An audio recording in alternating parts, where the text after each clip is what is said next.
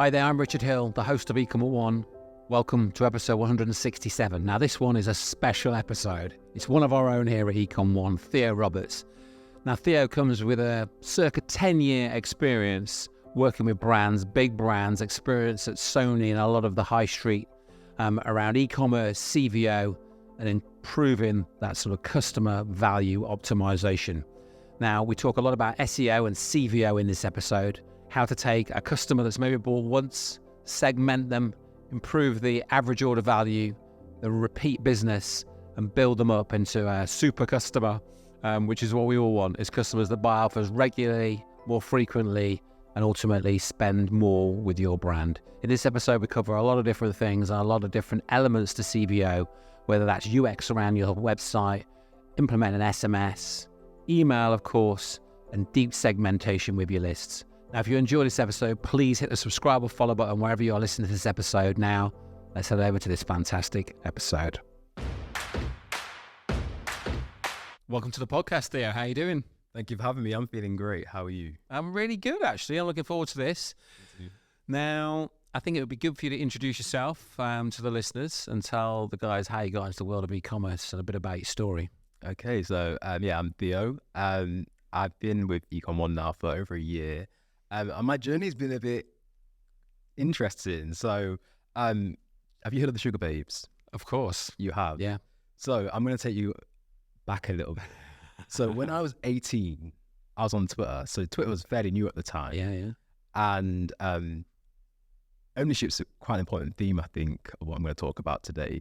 But I remember Keisha was the last founding member of the band and she got kicked out. And I thought, how can someone lose something that they formed, that they've been a part of? And it was a huge story at the time. So people were outraged by this. And I remember tweeting, like, I think it's outrageous that someone can, lose their intellectual property, let's say. Mm-hmm. And so I sent a tweet. Then months later, she DM'd me. She slid in my DMs. And she invited me to a showcase she was having in London at the time. And there I met my two best friends who are my best friends to this day. Wow. And I met a guy called Darren who was working at Google at the time. It was, the Google Hangouts was a big thing at the time. Yeah. And I remember meeting him there. And then 3 years later, I went on to do marketing and PR at university. And I remember doing my dissertation. It was about the music industry because that's one of my passions, music. And I reached out to him and asked him to interview him for my dissertation, and he agreed. Then I was cheeky at the end and said, do you have any work experience opportunities? And he said yes. So I was going down to Google for 2 days a week, working with him, working with music artists, fairly new artists on the Google Hangout platform. And then from there, I got my internship at Sony Music. So I worked at RCA Records in the marketing department for a year. Then went on to work in music PR for a few years. This is all in London. And then took a little detour for a few years into teaching. But then my passion, my mum always said to me that you're a marketer's dream. That's something she said to me since I was a child. Like, I love adverts. I just love markets. I've always, since being taught at school, I remember in year 10, I had that idea, I'm going to work in marketing one day. And even though I took a little detour for a few years in teaching, I knew where my passion lied, and I was going for an opportunity, and it brought me to eComOne. And it's been an incredible year. I've learned a lot over this past year, and I feel learning SEO and CVO. Yeah. My prior marketing experience was more traditional marketing, though I was very aware that digital marketing at the time, when I first went into marketing, I kind of thought, I feel like digital marketing is the future though, and it has come to be that way. So it was a kind of new opportunity. I was a bit nervous. I had a little bit of imposter syndrome at the start, but I've learned a lot in this past year, and I feel I'm at the right place. So Theo's very modest now.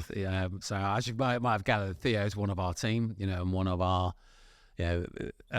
brilliant team. And what a story! I didn't know some of that stuff. You kept that quiet. I did. So a DM from Keisha from Sugar Babes led to going to an event where you met some of your best friends now. Obviously, that's quite some time ago, which that also led to an internship at Sony Records, which led to getting experience in marketing that led to really that finding your passion in life, which is the marketing side. Yeah. And obviously here, you sort of primarily work with an array of clients on the SEO and the CVO side. You're sort of covering both sides of things, aren't you? So obviously you've been here for coming up to 18 months now, but what would you say is your sort of mission while you're here at the agency? What are your plans, and what are you going to achieve at our agency over the coming years? Ironically, I feel like it is education, which is where I've come from. Yeah.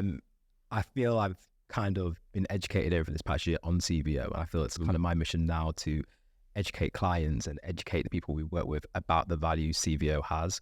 I feel like at the start when I remember after my interview and after starting at eComOne, you mentioned the word Klaviyo to me. I hadn't, because when I joined the company, SEO was kind of where I saw myself, but you mentioned Klaviyo, and I thought, what on earth is Klaviyo? I was like, I was just so enthusiastic. I was like, yeah, I'm so excited. Yeah, I'll do it. I'll do anything. But I had no idea what Klaviyo was.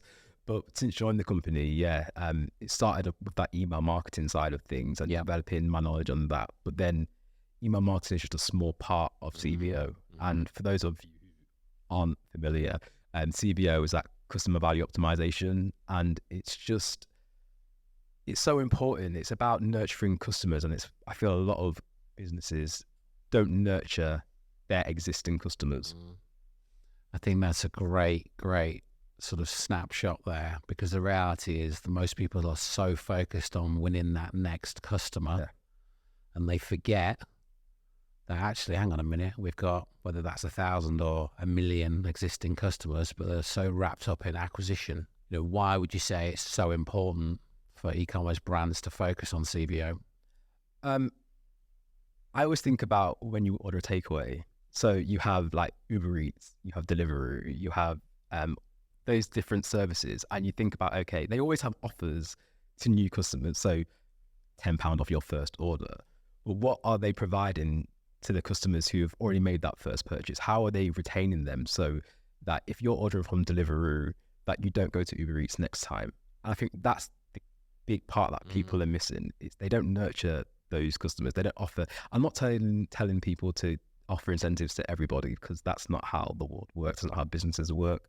But you do need to look at your customers, identify how you can add value to them. And there's different ways to do that. But I think it's just a big thing that people are missing out and companies are missing out on. Yeah, because I think, like, going back to what you said, I think a lot of people think, what is CVO? Oh, it's email, isn't it? Or it's one thing. But obviously there's quite a lot to it, depending on where you are as a business. Most people, as we said, have got a list or a database, or however, depending on, well, it doesn't really matter, but whatever CMS platform you're using, you've got an array of customer data. Yeah. So, if we were to say to our listeners now, here's 3 specific tactics to implement around CVO, what would they be?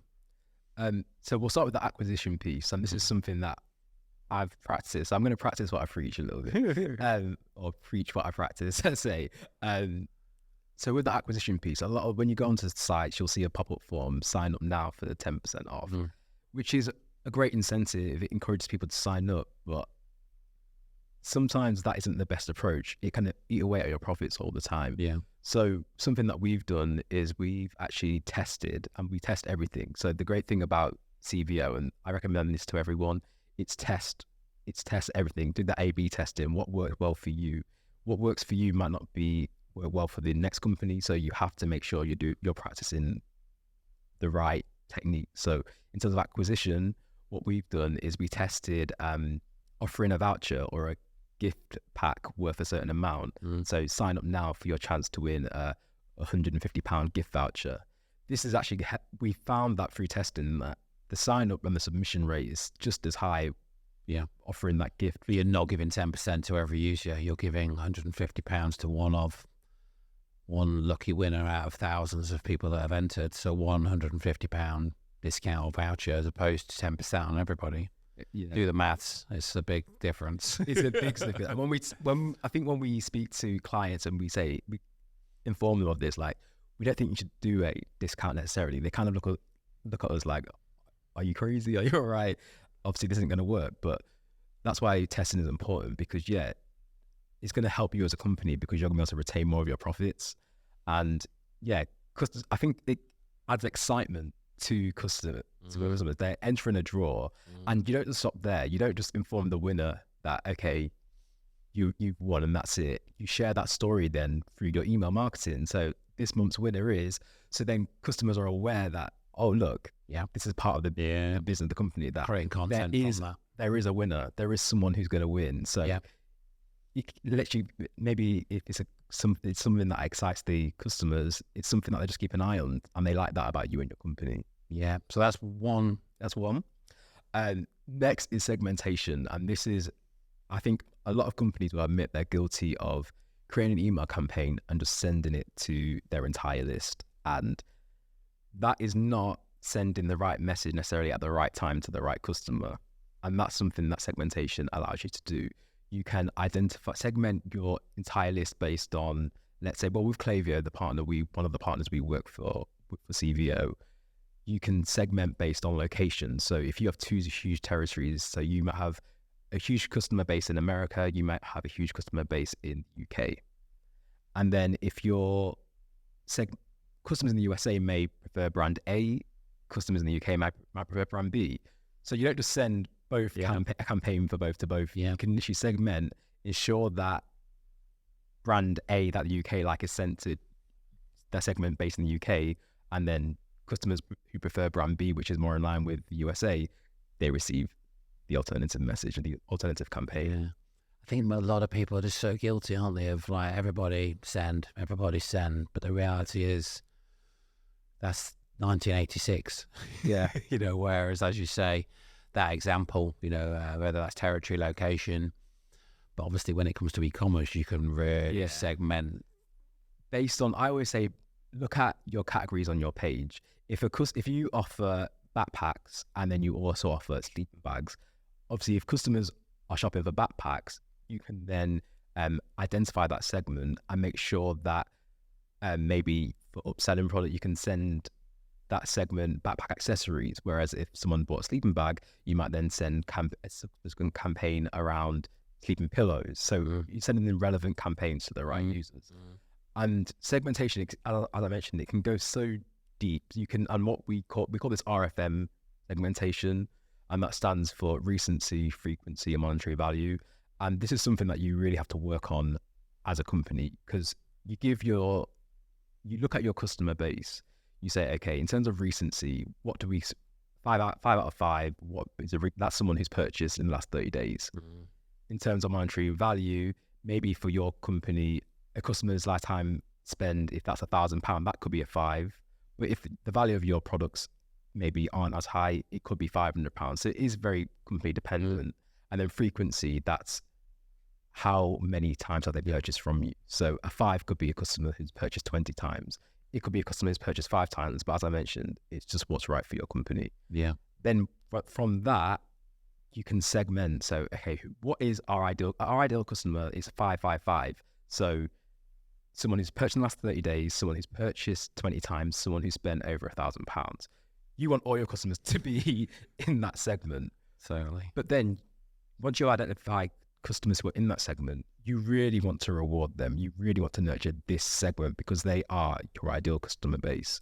You make that experience, keep adding the most optimum value to these because you don't want to lose them. You don't want them to churn. So it's just so important that your nurture. I think nurturing is so important. And you think nurture, you think, okay, it's not only say taking ownership of your customers, but you take them under your wing. Basically, you really nurturing them. It's a really good sort of analogy. Taking them under your wing, nurturing them. So you've got like these 3 buckets that we're focused on.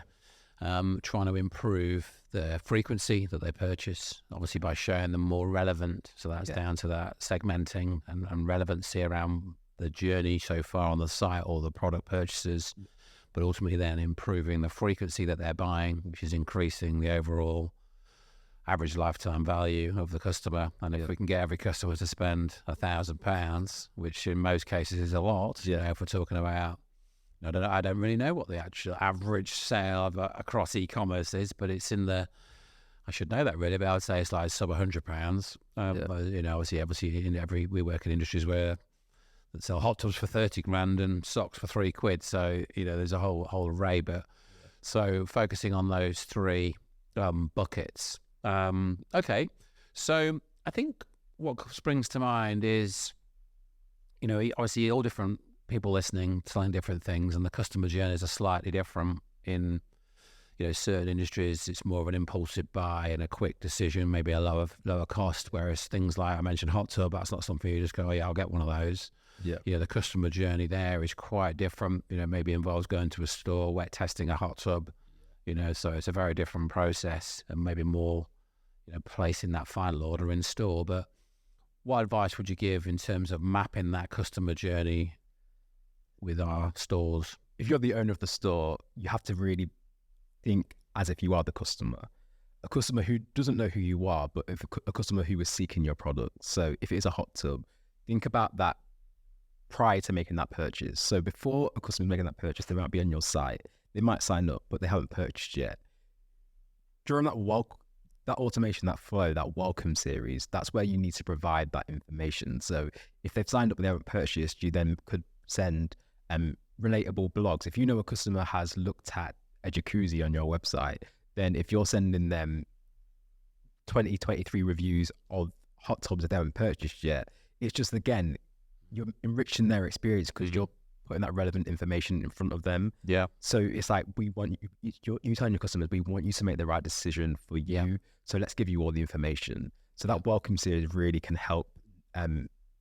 Once you have that customer, you almost have them. Let's say, it's about converting them, and you do that not just by shoving products down their faces. It's about that education. Yeah. It's like hot tubs. You might be, just an example, you could have a medical condition that means that, spending half an hour in a hot tub every other day it eases pain, which is, a lot of people. Or it might just be you've got a young family and want to have some fun with the family in the hot tub on an afternoon. Well, they're very different requirements. So if you've got that education piece that covers, that maybe sparks an idea of, I know we do quite a lot of implementation around implementing like quizzes into installs and CVO implementations, where we will create a quiz that ultimately then, if for this example, it might say, why are you looking to purchase a hot tub in the next X amount of time, or why are you thinking of buying a hot tub? Oh, well, it's to do with the pain relief. Oh, pain relief. So you've clicked the pain relief flow, and now ultimately you're getting potentially pain relief emails and content. Because again, through that quiz, it's you're getting more, not customers, they like it, it's interactive, and they're able to answer the questions honestly if they are answering truthfully. Yeah. And then it allows you to learn more about them. So then, as you mentioned, going forward, you can say, okay, this group need pain relief, so we'll send messages around that. If another segment could be more, they just want that kind of that social element of a hot tub, maybe it's in their garden, and they have like some the content you send them is slightly different. And again, this is how CVO and SEO work really well together, because you create content for SEO and these new pages that go live. So then you want to send traffic to these pages to help them rank higher. Yeah. So if you're sending these campaigns based on your blog content to these segments who is relevant to them, and the traffic is then directed onto the page, the time on page then starts to increase, because customers who that segment do want to read what you're showing them. It just helps your whole digital marketing. It all works together. This is how the SEO and CVO works so hand in hand. I just wanted to introduce you very quickly to our sponsors, Pricing. Now, Pricing is a competitive price tracking and monitoring software that can dynamically change a product's prices on all sales channels. They work with brands such as Samsung, Sony, Suzuki to increase their online revenue. Now, if you run Google Shopping, which I know a lot of you absolutely do, this software is absolutely key to accelerating profits. One of the reasons I recommend Pricing to my clients is because you can find out your competitors' pricing and stock availability all in one simple to understand dashboard, giving you a huge competitive advantage. Now, if you have any inquiries and questions about this software, or you're ready to get cracking, we have worked out a very, very special deal for our listeners, where you can get a free month's trial and then 25% off for the first 3 months. Head to ecomone.com pricing and complete the inquiry form, and we will connect our listeners to the Pricing team. Right, let's head straight back to the episode. So obviously most stores are loading new products, if not weekly, fairly frequently, to then take those products, add them to emails, email sequences, newsletters, etc., get them clicked on by hundreds, if not thousands of independent IPs. You can have those products indexed. So it's bringing SEO, email, and CVO, it all sort of obviously works together. It all comes together. I know a good example recently, we have a client and they had a sale on a specific brand.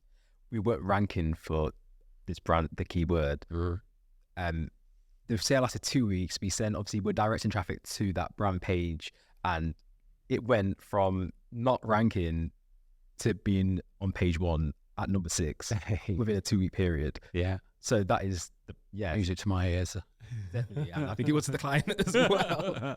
At the pockets. Well, this is the beauty of this sort of thing, because I'm pretty sure I know the client you mean, and like most of our clients, they're going up against the who's who of any industry. Literally every client we've got, and this is the same for anybody. There's always that Goliath out there. Yeah. But it doesn't mean you can outfox. It doesn't mean you can't outfox them, because they might have the 50 grand a month SEO budget and the 200 grand spend on ads. But okay, we've got what we've got. Representing the client, or the client's got X amount of spend, whether that's 5, 10, 20, 30K a month on ads and various services from us, and we're going up somebody that's got 10, 20 times. But okay, let's pick the right fight, whether that's a little subcat that's got 100,000 searches a month. Well, let's take the SEO, let's take the category work, let's take the email, let's take the RFM, the segmentation. The competition won't know. We've come along and gone and just dropped in at position 5, 6, 7, whatever it may be. And I've spoken a lot about email, and obviously email is a big part of it, but also there's the on-site changes you can make with CVO. So it's once you have those segments, if you have using overlays, you can then make sure certain segments see certain overlays. So, for example, if you have a reviews partner and it's all integrated together, and we can segment based on positive reviews and negative reviews. When customers land back on the website, you might want, and they've left a positive review, might put a little message that appears to thank them, or thanks for referring your friend, or thank you for leaving a positive review. You might want to, if they've given a positive review or got that referral that's converted also, you might want to give them a reward as well. But also, if someone's left a negative review, then don't just do nothing. But in terms of that overlay message, you could leave one of those "sorry we missed the ball" messages. So you're acknowledging and you're taking accountability for different overlays based on different circumstances. It goes back to that, one discount for all. Well, hang on a minute, we can segment based on X, Y, Z, and deliver a lot better message. So obviously I know you work on, I know very well the different clients you work on. So me and Theo work probably about 10 steps from each other. There's a wall between us, not for about half the day. So obviously we see each other most days. But obviously it'd be good for you to step through a successful project that you've been working on over the last few months. Okay, so in terms of, there's two parts. So if we take the email marketing part of CVO, there's the automations and there's the campaign. The campaigns are the emails you send out to those segments that are maybe a few weeks, different segments. Then you have the flows and the automations that you build. And I'll first go through the campaigns, something that works really well. So I feel campaigns that really translate really well are the ones that have that kind of human element. So maybe the imagery it showcases the feelings, the emotions of the customers, so they can kind of see themselves using the product or experience how they would feel. Yeah. Some stores don't have that type of imagery. So how do you make the campaign more engaging? So in terms of making it more engaging, we started using GIFs. I know it's controversial, GIFs or GIFs. I thought it was GIFs once upon a time, but I hear the person who invented them say it's GIF. So GIF, I've never really called it a GIF. Yeah. That's something you put in the kitchen, I think, and clean the thing. Clean the product. But we started using them and using them within campaigns, and it worked so well, brilliantly. I think just the moving image element, customers really enjoy it. So I sent it's not my first, but I sent a GIF to a guy the other day. I thought it was just quite amusing. We've got a company coming to put some signs in our new beautiful office, but he's, how can I put it? He's taking his time coming back to me. Yeah. So I just sent him a GIF of Tumbleweed. And he responded straight away. See, you engage because He was like, "Oh, sorry, mate." And that's what I find. GIFs, the click rate when we use a GIF in a campaign is so high. Yeah. When we compare it to those campaigns that don't have the GIFs. So that's on the campaign side. And then automations, I'm always trying to build more bespoke automations for the clients I work for. So when you're if you're working with Klaviyo, for example, there are those flows that you customize, but the standard ones that you expect, the welcome series, you have all the different types of abandoned emails. So you have abandoned cart, abandoned checkout, abandoned browse, site abandonment, and then you'll send different flows depending on where customers abandon. But you can make and build these bespoke flows and automation based on the store. So one example of this is if you have a client who, let's say, sells tents and different brands, and you have 3 popular brands, you could create a sequence that upsells based on the tent. So tent footprints, for example. You could have a Big Agnes. You might have purchased a Big Agnes tent, Which is a brand of tents. Yeah. Or a Sierra Designs tent. Yeah. As another brand. You wouldn't just want to, if a customer has just purchased a Big Agnes tent, you don't want to send them an email that then advertise footprints or promotes footprints that are for Sierra Designs. Yeah. So what you would do is obviously build that flow for the footprints that if a customer has purchased a Big Agnes tent within the last week, then 2 days later you can say, send them this email that promotes Big Agnes footprints. Yeah. Whereas if they purchased a Sierra Designs tent, not the other way around. That's going to be it's complete nonsense. Yeah. So it's again the right messages to the right people, and that is the beauty of automations and email marketing. Yeah. So I mean, for those that are maybe they're probably sitting there listening to this, and they're spending X, Y, Z on acquisition. They're used to the Google Ads machine, and there's nothing. Absolutely, that's a massive part of our business, managing ads for clients. But in terms of sort of crossing over and taking maybe a deep breath for a minute, and thinking, well, actually, we've got this database of 200,000 or whatever the number is, 200,000 people. We're spending 20 grand a month on ads. Really, we're just spending it. All we're doing really is sending a newsletter. I know we've got the automated abandoned cart set up in eCom and whatnot, but Klaviyo and I've looked at that, and you talk about RFM and segmenting, and then really deep segmenting. What would you say to those guys about just sort of grabbing some budget and going and spending time, resource, and investing in an agency or somebody in house to spend time on nurturing these potential customers that they're already customers, most of them. Yeah. What would you say? I think there's always seems to be people on the fence, really, because they're so wrapped up in acquisition. Yeah. What would you say about sort of getting them over the line to start their, a deeper, like an investment in Klaviyo, where they say, right, let's get these 15 flows set up and these, a campaign every week. Yeah. So we'll shifting them from maybe, no, we're going to stick with acquisition. We're going to stick with acquisition. We're going to stick with acquisition. Whereas really, if they were to take a percentage of that budget and start, what's maybe a good start point to start maybe with 10% of the budget we spend over here and test, and then come over to the promised land where they go, oh gosh, I didn't really, our average order values have gone up, our lifetime values have gone up. I think with automation, the beauty of it is it helps you make money as you sleep. That's the beauty. It's the fact that they are triggered. A lot of automations and flows are triggered based on custom behavior. So you could the email will send at the right time. If a customer makes a purchase at 2 a.m, because that's when they like to purchase, it's likely if you say it to 1 day later, then they'll receive it at a time where they usually shop. So it's that personalization, and that's something that I think a lot of businesses and e-commerce brands need to do. And that's what automations and using really putting money and effort into your CVO. It's again just going to allow you to make sure that you're offering a personalized experience to those customers. I think it's a common saying amongst in business that it's cheaper to retain your existing customers compared to acquiring new customers. So you can reduce that acquisition cost, which is costly to keep acquiring new customers, and putting it into these into your CVO As I said, it's making money while you sleep. You're going to be able to target customers in a personalized way, making sure that they get the right messages at the right time, in a way that's convenient to them. It is a no-brainer, And because I know, obviously I used to own stores and whatnot, and the reality is, most people listen to this have got a warehouse full of product. Now, if people have bought something already, you've got something else in that warehouse that they will probably want. If they don't know about it, and if you're not advising them at the right time, as you say, and it's the right, it's related in a way, and it might not be that closely related.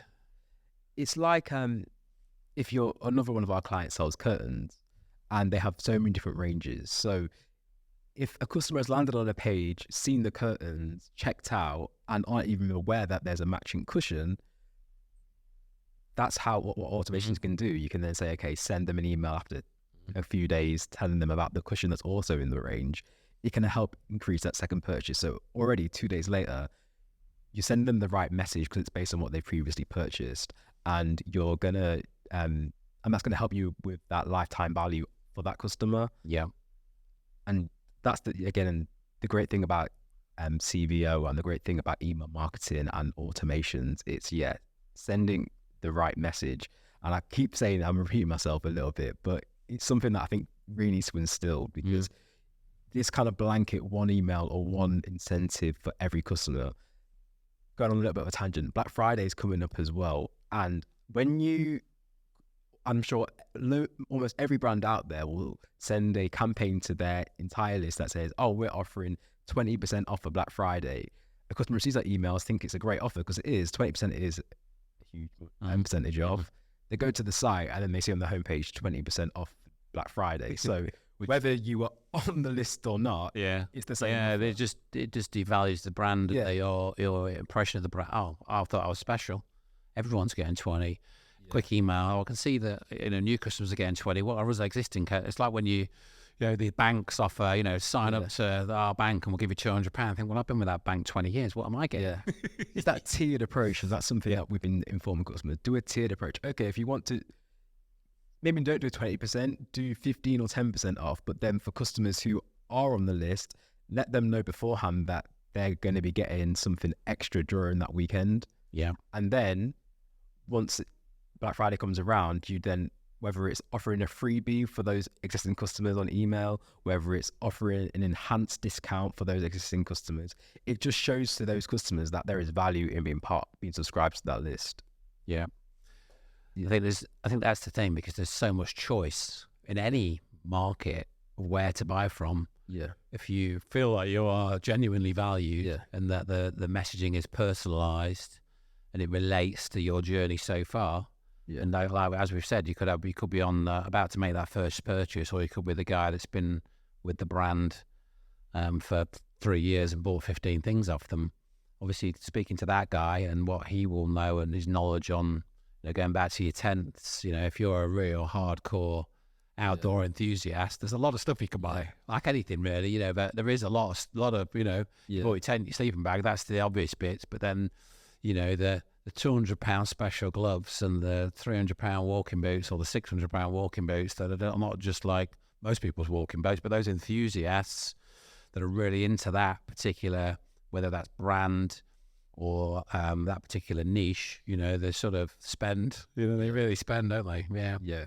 So CVO and AI, I think there's not many episodes where we don't mention AI. What would you say to the guys about sort of potentially implementing and adapting your CVO strategy and using AI? If anyone from Klaviyo is watching, I need you to, yesterday I was in the platform and they are releasing the beta version of a new piece of software, and it will use AI to build a flow for you. So if anyone from Klaviyo is watching, please give me access. But I think that's going to really be a game changer in terms of CVO, because you will be able to tell it, I want you to build this automation. I want it to go to this segment. I want it to go at this time, and build these bespoke flows. It's going to be easiest to build these. Just build the flows for you. Just got to direct it. Yeah. So I'm eager to test it and see exactly what it can do. Yeah. But I think that is going to be a huge game changer for a lot of e-commerce brands. If you can literally, it's going to obviously time save. It's going to save a lot of time, but what it's going to be able to do is that it's going to allow you to enhance that personalization. I guess there's also that sort of the building of the flow, so that's sort of maybe the technical side and a bit time consuming, but also AI around the copy. Yeah. Obviously, we've talked about Klaviyo and email as a big part of CVO, but being able to, I know we have, I was or am one of those guys that I'm not a massive fan of sitting there writing long emails. Anybody that knows that works with me with the company, I'm more of a voice note kind of guy. Yeah.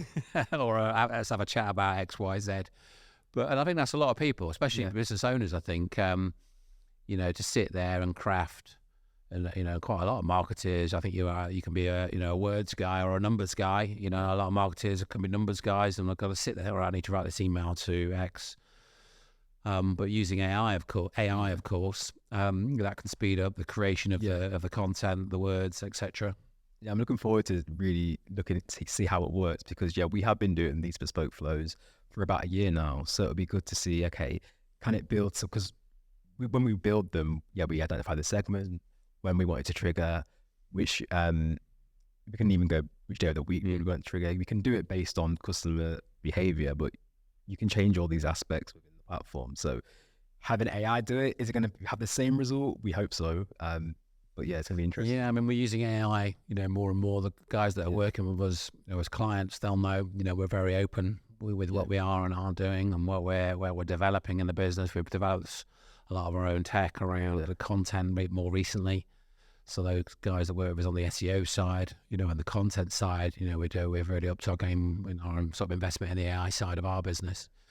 So okay, we've convinced the masses to take a bit of the budget and start the process, or I think a lot of our listeners will be sold, to be fair, on the CVO and the benefits of obviously nurturing and lifetime value. Is pretty obvious, isn't it? Yeah. But obviously there's definitely a slew of people that are maybe just tiptoeing around it. But ultimately, like anything, marketing-wise, you want to be able to prove, the process and the investment. Is there any specific tools that you would recommend and sort of to look at, and specific sort of data tools to sort of look at what's working? Well, in terms of your analytics, GA is going to be a huge one, because you can then see, okay, in terms of your CVO offering, you can say, okay, if you have those UTM parameters on your campaigns, you can then obviously integrate it into GA and see, okay, what are our campaign generating?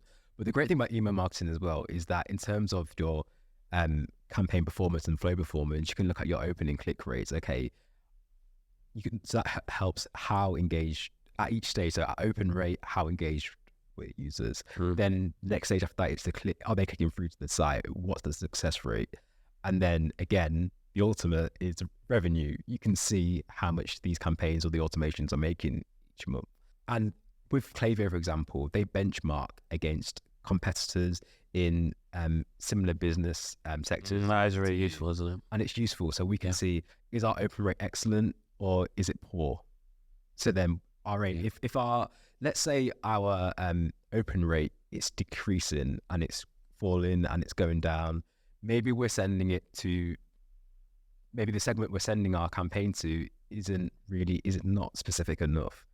We need to make sure it's those who are, so maybe our strategy then would change slightly, and we'll send it to those who have engaged in the last 30 days because they're more likely to engage with the marketing campaigns. If we're sending it to 180-day engaged segment, then maybe there's a number within that segment who have naturally maybe not engaged based on the nature of your product. So it's about, okay, it's just, again, it'll improve your deliverability and your performance if you're always on a weekly basis. Is what you need to do. You need to look at how the performance of your campaigns and then adjust your strategy accordingly. I think that's the trick, isn't it? If we've got that industry benchmark in there. And obviously you don't just want to be average, nobody, you want to be striving to be in the top, 10% maybe in the industry. And obviously, let's say you hit that benchmark, but then a certain strategy, campaign structure or campaign message, or targeting is, that's actually 20, we're normally 10, that's spending time and just tweaking that 20 to make it a 10 or close the gap. So obviously we've covered a lot of ground there. You know, we're sort of, you know, we've talked a lot about email, but CVO is not just email. You know, there's obviously, we've talked about all sorts of things there. No, I think we could go for another hour. Yeah. You know, SMS is, you know, are you layering in SMS message? You know, if you think about, you know, when somebody abandons that basket, you know, of course, we touched very briefly, said we've got abandoned basket campaign, abandoned basket flows, but abandoned basket text, you know. Have you got that implemented? You know, in your setup, I would say 9 out of 10 of your listing won't have that setup. Yeah, a lot. I think when I've spoken to people within the industry over the last year and asked them about automations and flows, I feel like there's only really two the majority know about, and that is your welcome series, and they know about the abandoned cart. Yeah, but there's so many more, as I mentioned, to that. With abandonment alone, there are like 5 different types of abandoned flows you could set up. So that's what I'm saying about education. You need to think about, okay, there's so much opportunity and there's so much you can unlock with CVO. And it's also, as you've mentioned just previously, it's about the on-site as well and how it all works together with your wider marketing strategy. Think about geographical testimonials. You could, if you have segments and you know this group's based in the UK, this group is based, other segment is based in the USA, then having those geographics testimonials for customers in the USA, let them see testimonials from customers in their country. Whereas if you're based in the UK, the testimonials will... So key. Yeah. If you're a brand that sells internationally, you know, 3, 4, 5, 10 countries. Yeah. I'm based in the UK, but I'm seeing testimonials from Australia. It's like, well... It's not relevant. It's not connecting me to that brand because it's so distant, literally. Yeah. But yeah, I mean, you know, flows, like you say, usually people have got a couple set up, but I know we do sort of 15 to 20 in the setup process. And then obviously add in additional ones based on, you know, what campaigns and they are working with us on. So covered a lot of ground, but it's a very exciting time, I think, for CVO and for eCom stores, and especially for the ones that adapt and, you know, and invest in the CVO side of things. And that can just be an initial, right, okay, let's sort out the flows, let's sort out the campaigns. And then you realise you've had this lift. And that's what it's usually about. We find, you know, obviously there's a lot of things that merchants can spend, you know, budget and resource on in terms of different strategy. But what we found, it's very easy to track. It's very easy to, you know, say, well, actually, you know, we're now doing X, Y, Z with email, and it's costing this much to do it. Yeah, we're spending this much on a CVO package, but actually, it's very easy to report, you know, on the upside, and if the upside far outweighs the investment, it's like, okay, so you know, it's very easy to prove that process. So obviously, we've covered a lot of ground in this episode, but our last couple of questions, Theo, before you can get back to the get back to it. Next 12 months, what do you think our listeners should be focused on in the next 12 months when it comes to customer value optimization? Okay, so in terms of CVO, we just got to be really honest with the economic climate right now. It's challenging for a lot of e-commerce brands out there. So, and there's a lot of talk in the industry about the rise of the product page and how you can really use that product page. So when we just spoke about geographical testimonials, that's something that could be on product pages. But also, I think it's just really important that when you're in that product description on the page and that CV offering, share not just the benefits, the features. It's about making it more emotional to users. Really talk about how this could really add value to their lives. That's a huge thing I've been reading about recently. It's about, ensure customers know. It's like you got to put them in the mindset of them using the customers before they've actually experienced it, so that they feel the benefits before they've actually experienced it. So I think that is where brands should do. An emotional connection with... We're in a kind of climate right now that is challenging, that where finances are being maybe evaluated a bit more. So let's appeal to customers and really let them see, okay, if this is something that you're seeking, that's why you've landed on the page, let's really show you what this can do for you. And that's why it's important to have a strong product offering, but also, making sure that you're touching base with your customers at the right time so that it just makes them feel assured and it makes them feel that secure in their decision. Brilliant. Love that. Well, thank you so much for coming on the show. I like to finish every episode with a book recommendation. Do you have a book that you'd like to recommend to our listeners? Do you want to know the last book I read? Go on. It was Britney Spears' autobiography. Of course it was. It was. I shared that because obviously kind of the theme that we've been speaking about today, actually, ownership. And obviously I'm not comparing e-commerce with the issues that she faced, but what I'm saying is the importance of telling your story from your perspective. It gives people understanding. That's what we've kind of been discussing today.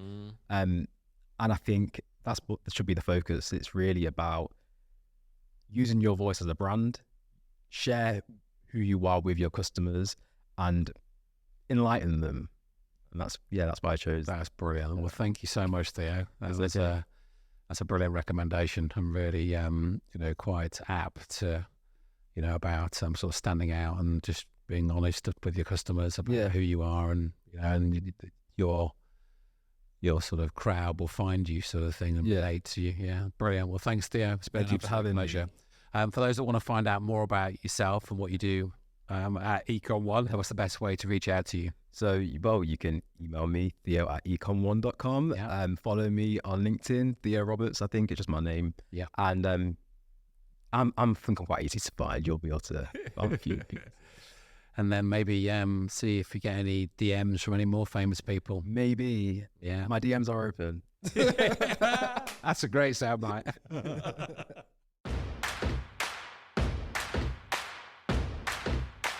If you enjoyed this episode, hit the subscribe or follow button wherever you are listening to this podcast. You're always the first to know when a new episode is released. Have a fantastic day, and I'll see you on the next one.